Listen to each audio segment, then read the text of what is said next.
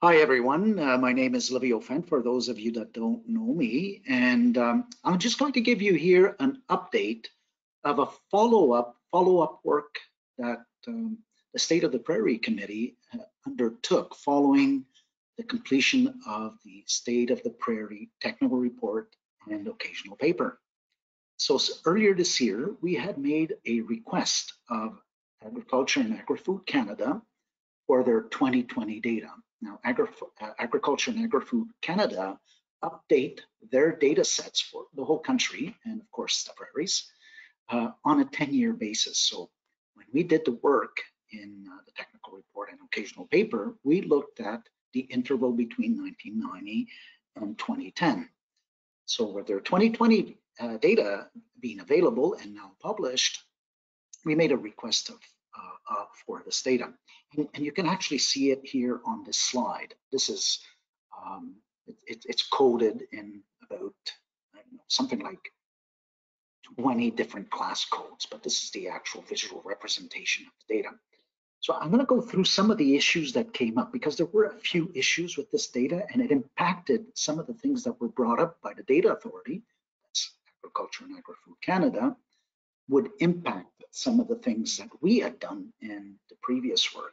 So I'll go through some of that and give you also sort of an overview of where the 2020 data sits. So background, it addresses one of the recommendations of the State of the Prairie Technical Report I just mentioned to pursue land use change on a 10-year cycle. It's identified as an outcome in the 2021 PCAP, and it's specifically approach 2.D if anyone cares to look. And finally, it's a task that was identified in the State of the Prairie Committee's action plan. So there's a number of reasons why we did this, and you can see sort of the follow through and the history of it. There are some data caveats, however, and as I mentioned earlier, as I noted, the data was acquired from the AFC in June of this year, following a request from the PCF executive.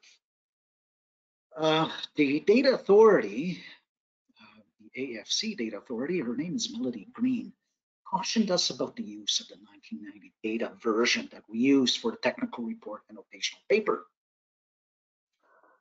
Given that there was some consternation that we used this data and they weren't completely comfortable with the data itself and the data quality, we at first thought it may put into question the major work that we did of the 1990 and 2010 technical analysis. That's the technical report and the occasional paper. So there was some consternation about this data set and how would it affect what we had put a lot of effort into doing.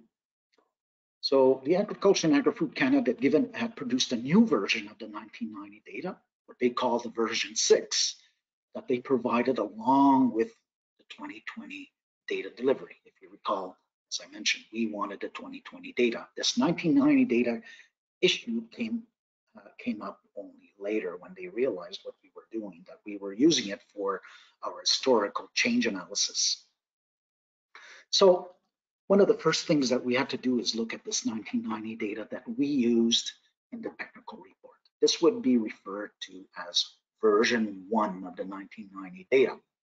And what we had to do is, what we did is a comparison between 1990 data, version 1, which was used in the technical report and occasional paper, and the 1990 data, version 6, which was delivered to us recently by Agriculture and Agri-Food Canada.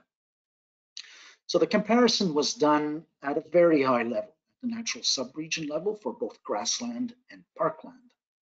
And it looked at native land use coverage. So what you see here is a very small table, and you can sort of see it.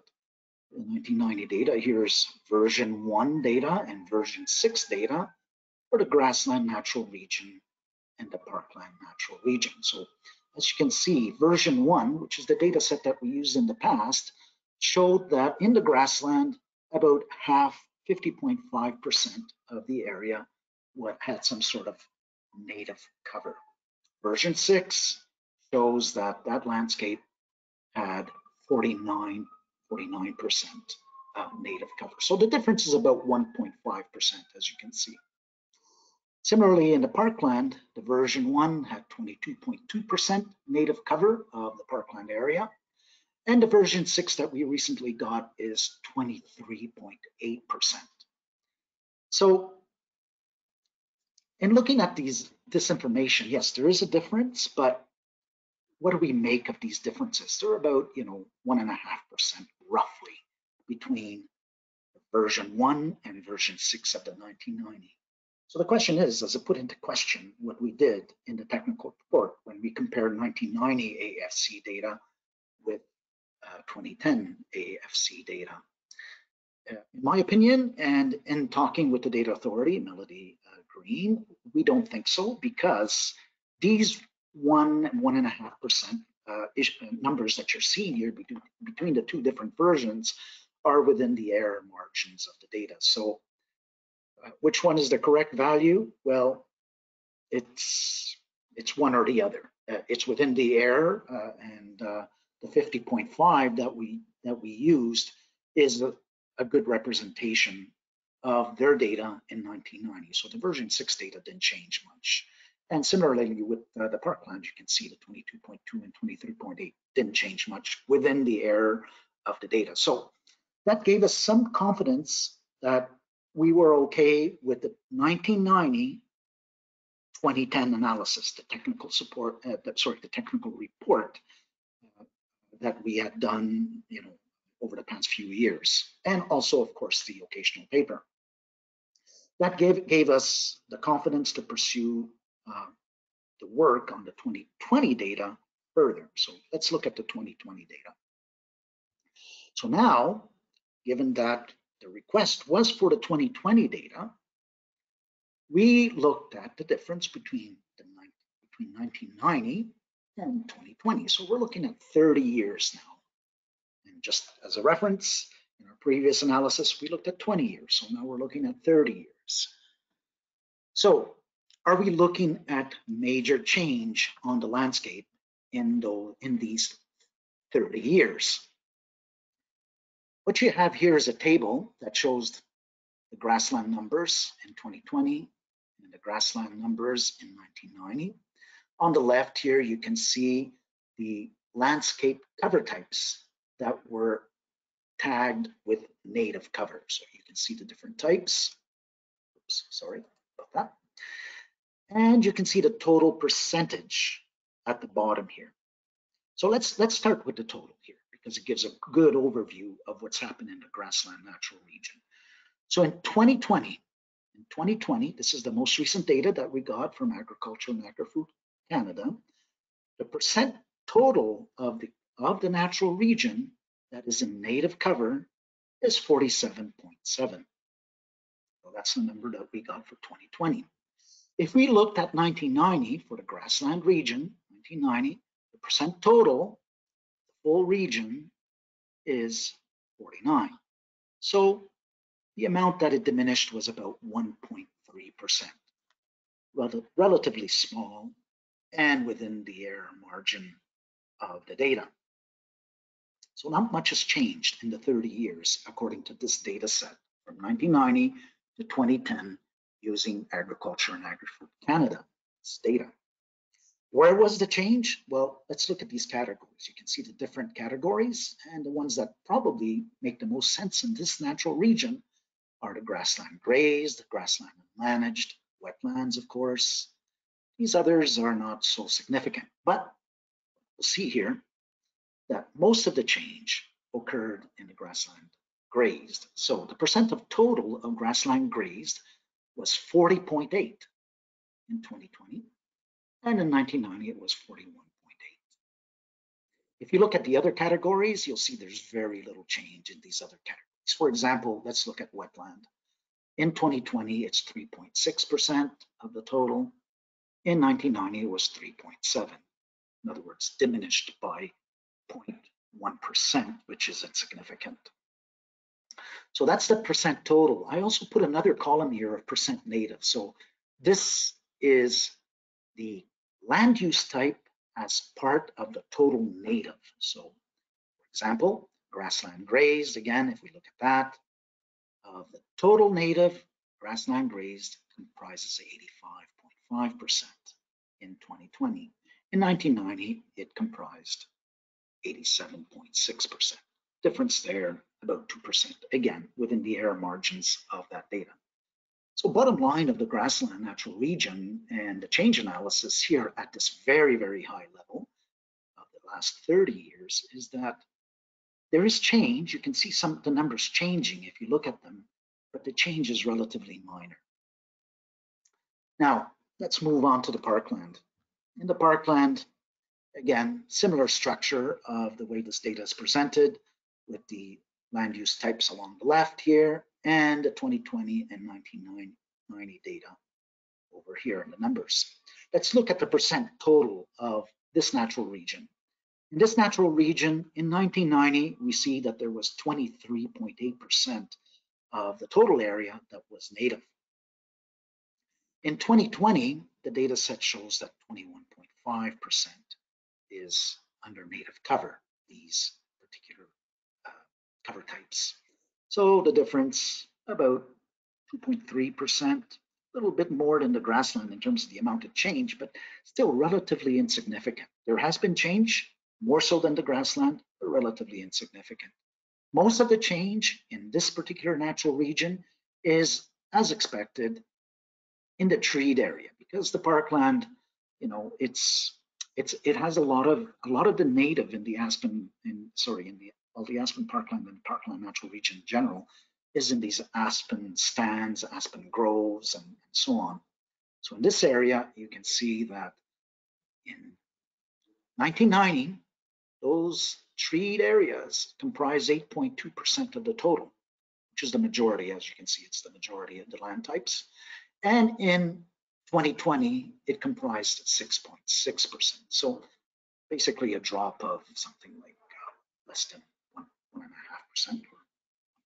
Sorry. As you can see also in terms of the percent of the native, so this is percent of native, the percent of the total native, which is the 21.5%. The treed area of that native made up 30.5%. And in 1990, it was 38%. So in terms of the native area comprised of treed landscape, it was a significant change in terms of the total area, from 38.1% to 30.5%. Let's continue down and look at the land use data sets in their entirety. First of all, just an explanation of this graph. Here we're seeing the 1990 data, the 2010 data, and the 2020 data. So we're looking at cuts of the three data sets that we used for the previous work and some of this work that you're seeing now. The orange type bars here refer to grassland, the grassland natural region. The green bars refer to the parkland natural region. And I'll talk about the yellow in a second here. Let's start with the grassland. So these four bars here, and the four bars here represent the different data sets that we looked at. So you can see here, the first bar is the 1990 data set version 1. This is the one that we used way back a few years ago when we did the technical report. Beside it is the 1990 data version 6. So this was the recent delivery by AFC, updated to version 6 of the 1990 data. And you can see the amount of difference. We saw these numbers before, so relatively small. Beside those, we have 2 more years, the 2010 data set that we used in the technical report, and the 2020 data that was recently supplied to us by AAFC. So you can see that, let's say, you take the version 6 data, this is the most recent data of the 1990 that was delivered to us by AFC, and compare it to 2010, and then compare it to 2020, the amount of change is relatively small in the grassland over the past 30 years. Let's look at the parkland data set. Similarly, we have the 1990 version 1, 1990 version 6, 2010, and 2020. You can sort of see the difference here between the two 1990 data sets. Here's the most recent one. of the 1990 data sets, and let's compare it to 2010 and 2020. So between 1990 and 2010, it's a fair drop, about 4% or something like that. And from 2010 to 2020, it seems like it goes up.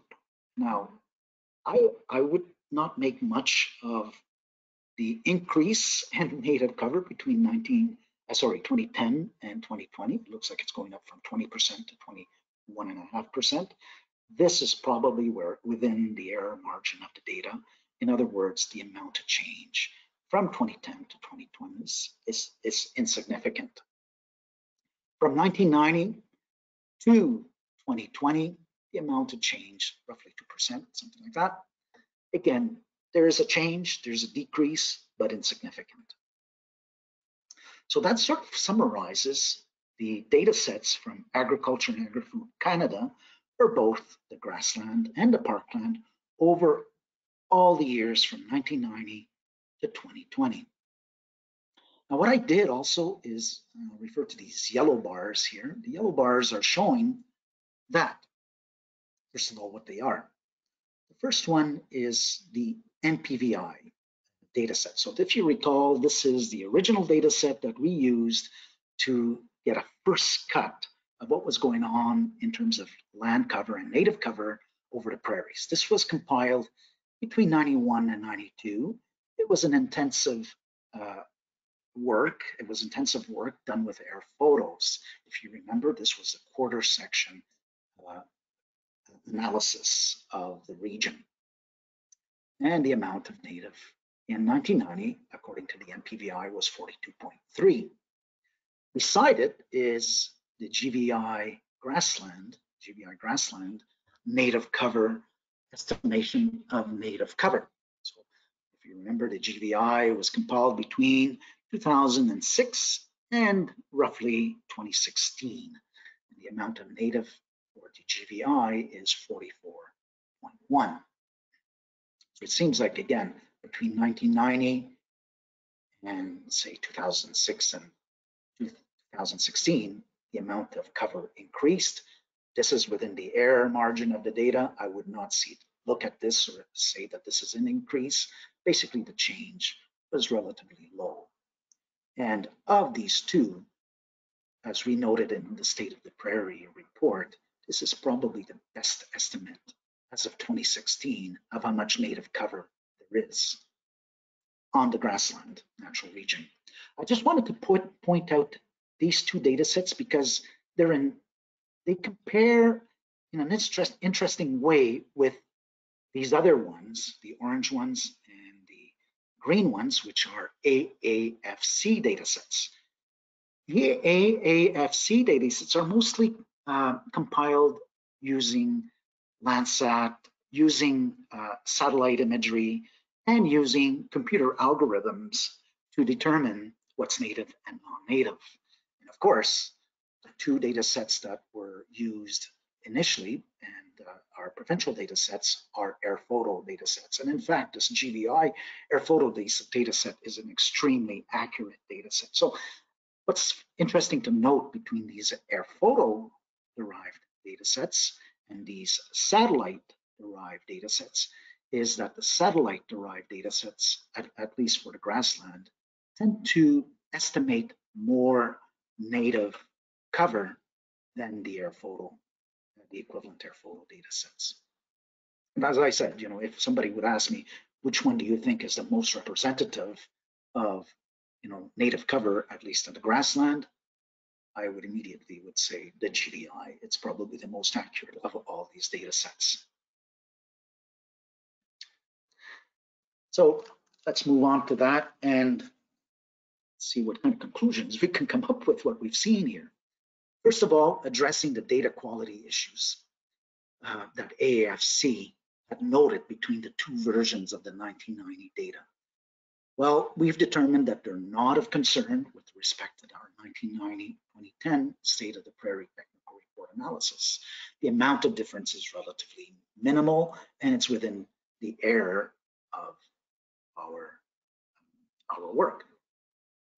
The land use change between 2010 and 2020 is again minor and within the error level of the data. And any change that we see by the data is not statistically significant.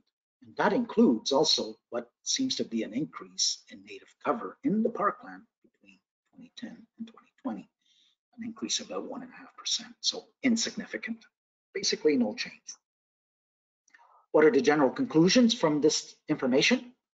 Well, we recommend that a full analysis of the data, the way we analyzed our data in the technical report, that we not pursue this intense level of analysis at this juncture.